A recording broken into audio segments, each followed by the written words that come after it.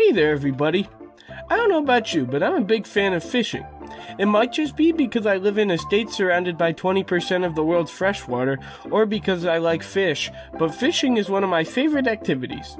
Now, with my love of fishing and frequent trips to Cabela's and other fishing stores, you may think I go fishing a lot, but sadly, I barely go fishing.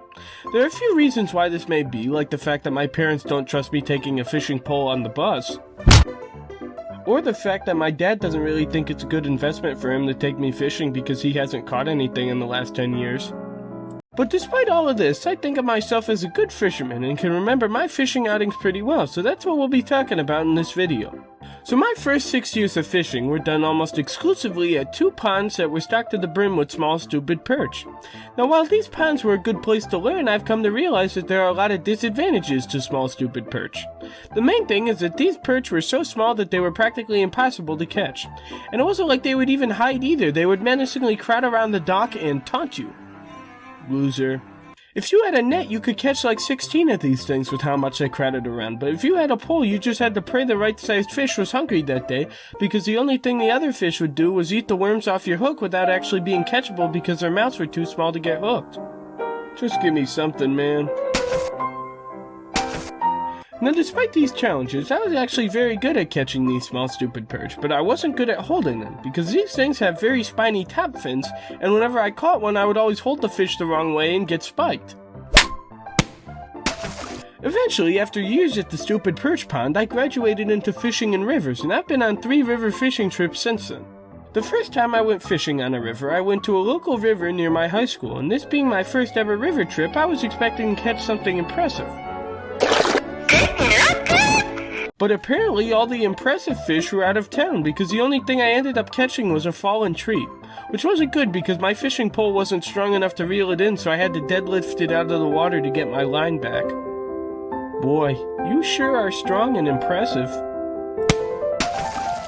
Luckily though, my dad didn't catch anything either, so he just decided that this fishing spot stunk and went to a small stupid perch pond for the rest of the day where I could actually catch something besides the tree.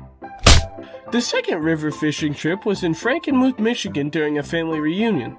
Before the reunion, my dad and I decided that there were about 1 million better things to do than sit in a hotel room, and one of those things was fishing in a nearby river. Now, about halfway through the fishing excursion, I figured that there was nothing that was interested in eating our bait that was big enough to catch, but my dad was determined to catch something, so while he was trying to break his 10-year streak of not catching anything, I was under a bridge messing with a small territorial fish. This fish thought he owned the whole river, and I was showing him that this is a map world that he just so happened to live in by casting out my line right behind him in his territory so it makes a splash and freaks him out, and then immediately reeling it back in before he could tell what was going on. Now, is giving a fish anxiety a very nice thing to do? Not at all, but I'll have you know I was having a lot more fun than my dad. In the end, my dad didn't catch anything, and the fish is probably more humble now, so I consider it a success.